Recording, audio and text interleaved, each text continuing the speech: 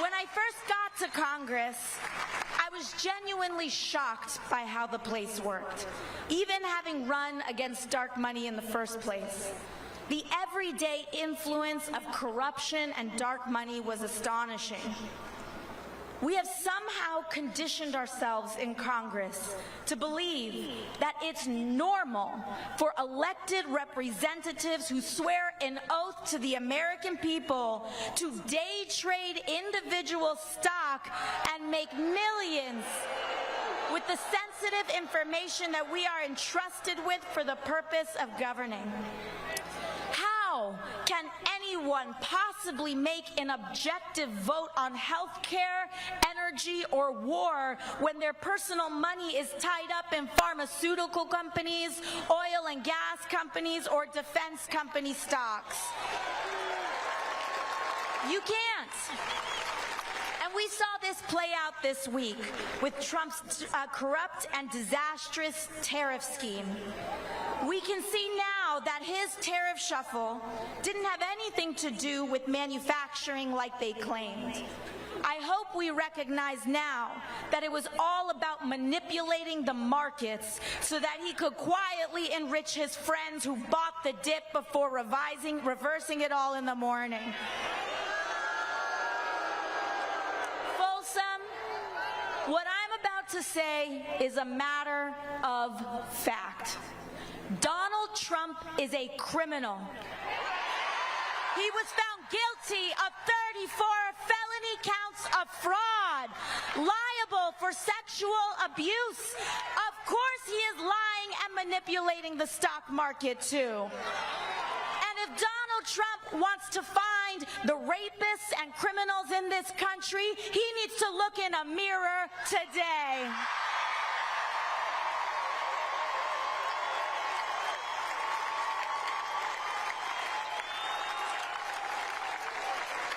To be clear, I don't care what party you are, Democrat or Republican.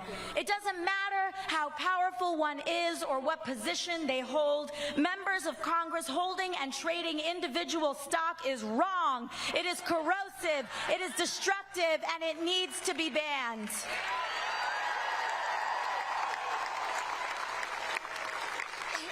You know, earlier this year, I was named to the Energy and Commerce Committee in the House of Representatives. And this is one of the most powerful committees in all of Congress. It oversees 2/3 of the American economy: healthcare, manufacturing, trade, energy, communications, you name it.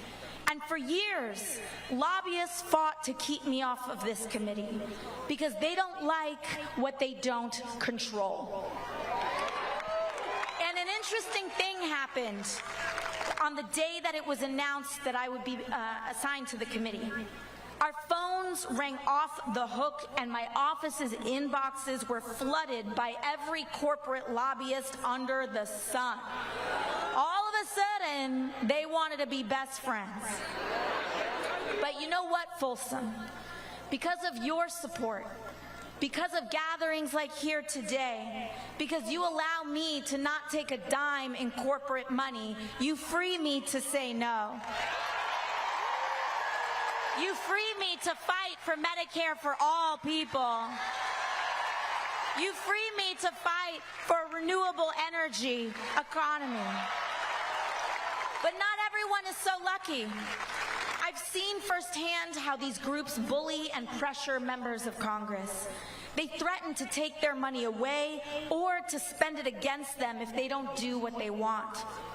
And what they want is for our lives to be as expensive as possible on the lowest possible wage. What they want is for as many people to be exploited in America as possible. And it trickles down to how life feels for working people today. So I want us to understand that this constant pressure that we feel in our lives, of the water rising up to our throats, the impossibility to afford anything easily, the fear of speaking up or being who we are in public, the bitter divisions driven more by online algorithms than the truth, the crumbling of our rights and protections. Understand that this, right now, is what it feels like to be governed by billionaires.